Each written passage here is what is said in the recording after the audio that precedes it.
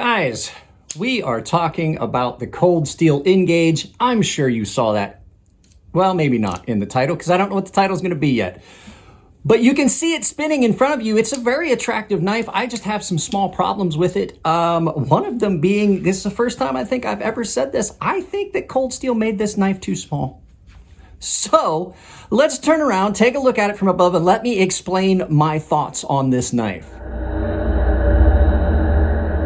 All right, guys, like I said in the intro, we are going to take a look at this cold steel N-Gage. Now, this is one of their newer versions of their knives. This is done with their Atlas lock. And we're going to talk about some good stuff. We're going to talk about some bad stuff. But before we get into any of that, let's put a spec sheet up right here and talk about those specs. So you guys can see them. I'm not going to talk to them, but they're there for you to see. So I'm still on the fence about this knife. I'm not 100% sure how I feel about it, but we're going to go ahead and take a look at it. First things first, let's do some size comparisons. Your first knife's going to be the Ferrum Forge Crux. And as you can see, the Crux is not a small knife. This is a fairly robust knife in all dimensions. I mean, it's not super long. Cold Steel's definitely made bigger knives, but your second knife is going to be the CJRB Lago button lock. This is a very good knife. And as you can see, it's coming up close on the size of the Cold Steel here. I will remind you guys, this knife, this particular one right here, is part of my 10,000 sub giveaway that we're coming up very close on.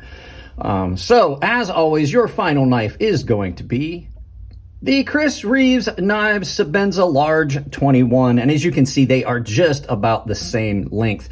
But that's where the size similarities end on these two. So, let's get this out of the way and let's talk about this Cold Steel folding knife.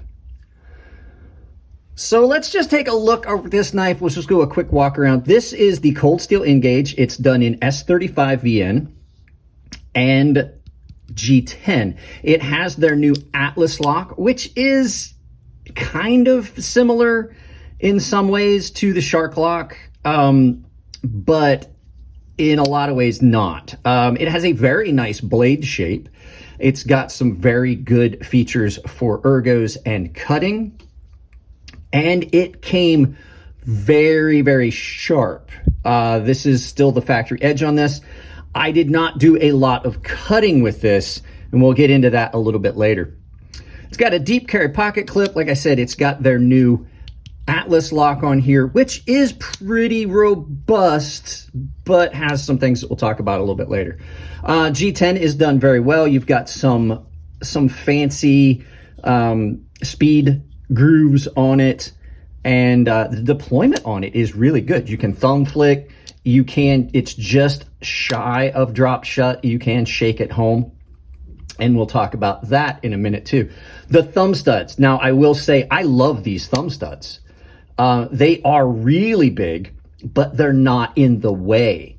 They are just about perfect if you've got big hands and things like that. Cold Steel's thumb studs have always been something that they've done well, like their lock mechanisms and their heat treat. I've never had a Cold Steel knife come that I did not find the thumb studs to be very good, or the heat treat, like I said. So if that's something you're looking for on it, that's, that you're going to get it.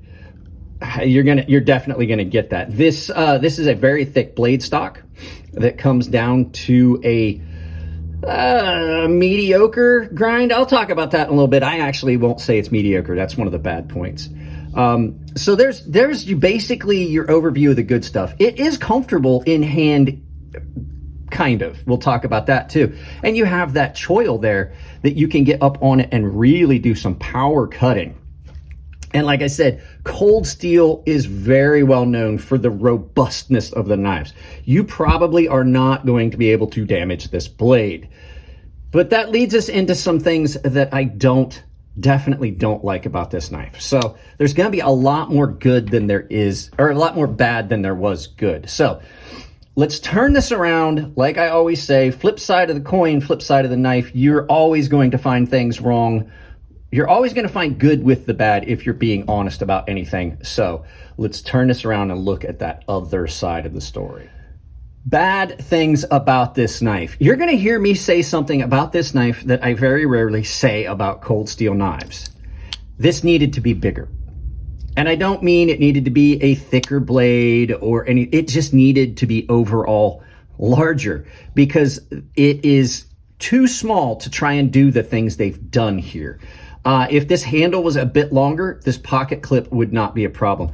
So we're going to get into all the things, but I think a lot of it the comfort stems from the size of the handle, and it's that one cold steel that could have stood to be a little larger.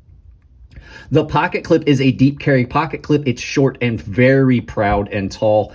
And if you look at where that's at, it is incredibly uncomfortable. It changes the entire position of the knife. I took the pocket clip off, and I will tell you, this knife is very comfortable sans pocket clip. So I think they needed to do a lower profile pocket clip on a short knife like this. And on top of that, it doesn't carry really well because the pocket clip is very stiff and it's really close to all these lines. And so even though it has that little lip for you to get up and over your pants, it curves down a little bit and drives you right into this. And so you definitely can feel that dragging on your pockets. And it is really a very stiff pocket clip. Not a fan. The next thing, I don't like the lock. The lock is, I just don't find it to be as good as the Shark lock or any of the other locks that they've used. This needed a triad lock. If you're going to have this, which is sharp, by the way, you could have easily just gotten away with a triad lock like that lock back, and easily had something you just push down and lock it. Because I'll tell you one other thing about this lock. Now, I tried to film it and I couldn't get it to do it where you could see it. I tried really hard, but pommel striking this, I put some microfiber towel. I put a bunch of microfiber towels on a board. Someone told me to try this because this lock is much different than the Shark lock. Instead of the Shark lock where you lift back and up, this just goes straight back, as you can see, straight back. I did a pummel strike on the ground on a board that was covered with some towels. So I didn't want to screw up the back of this knife. And the lock actually came disengaged. It was about like that. Now, I did have to do it very hard, but I think that's something that if you were going to carry this knife for self-defense, that would be something you would want to think of, because you may want to use that like that, and then it disengages your lock. Not saying that everyone's going to do that. I just had someone that had already tested it tell me that it absolutely happens. The next thing is, the action I said is really smooth. Well, that's because there's blade play. If I tighten this down and get rid of the blade play that's in this knife, if I tighten that pivot down, it is literally a two-hand opener knife, and you have to fight it. It does not drop shut. Now, open, yes, but closing, you kind of really have to snap it. And then on top of everything else, the size, the dimensions, the sharpness, the blade. Now, cold steel is historically known for this. This is not a good, almost dropped it. What I was saying before I tried to cut myself was that this knife is not a good day-to-day cutter.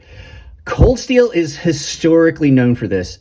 This blade is very thick behind the edge, and what cutting I did do with it, I did not find enjoyable. Even on some of their older, their smaller knives, you can see how much I laid the angle back on this knife.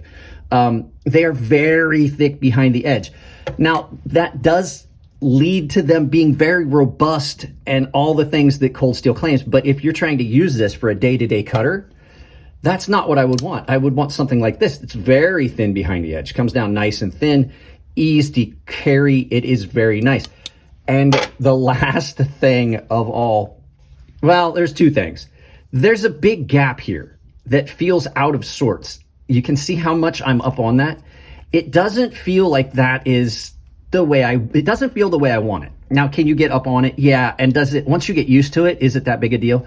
No, but why put something on here that would be as bad as some flipper tabs that are huge and have it be in your way when you could easily get away with making that very smaller. And then the final thing is, it is heavy. It is very heavy. You saw on the spec sheet, it's incredibly heavy. Big, thick blade, big, beefy knife. I'm just gonna go ahead and say that this is the one time Cold Steel kind of missed it and it needed to be bigger. I mean, really, a lot of the ergo issues that I have with this knife would be resolved if this was just a little bit bigger and that pocket clip was different. It doesn't resolve the issues of the cutting and everything. Now, I do know that Cold Steel is famous for that, but I think at this point, most people aren't looking for these super overbuilt knives. They're looking for something that they can carry day to day that is going to do some good cutting and is going to be something that they'd be able to use, like this CJRB Andromeda, which is a very thin, very nice, very thin behind the edge blade. The overbuilt craze, I think, has gone the way of the dodo. I think everyone has started to realize, with the exception of just a few people in specific scenarios, I think most people have realized that a much thinner blade stock, a much thinner grind, a much broader blade that comes down is going to be much better for the things that they want to do. So I'm not going to really bag on it too much. It's just your typical Cold Steel. I mean, they have their home runs, and then they have a lot of missed at bats. So let's go ahead, turn this around, do some final thoughts, and send you out about your day with this second Cold Steel knife video for this week. Yeah, guys, I honestly can say, I've never said it before about a Cold Steel knife, they made it too small. I think that a lot of the ergo issues I have with this knife would have been mitigated if they had just sized it up and made it a little bit longer, maybe changed the pocket clip. All in all, it's not a bad knife. It's an attractive knife. It's not horrible at anything it does, except it's just a little thick. It just needs to be a little thinner behind the edge.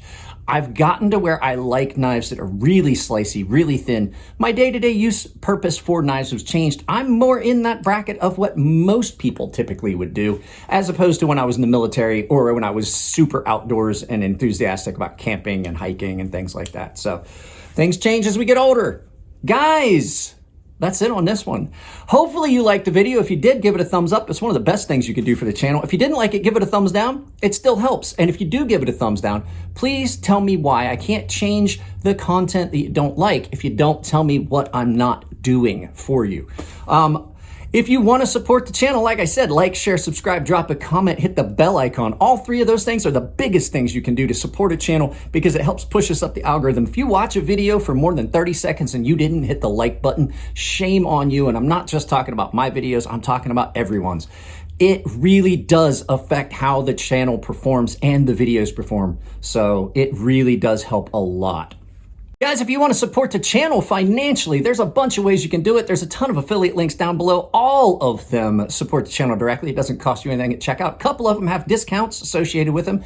Atlas VPN, 85% off through the holidays for a 2-year subscription. It's like $44. And the other one that has a discount is Coffee Brand Coffee. You can save 5% on your overall order, and they do have some of the best coffee I've had in a very long time. Some of their flavors. I recommend the French toast. It is very good. Other ways you can do it, I have a membership that you can see the join button.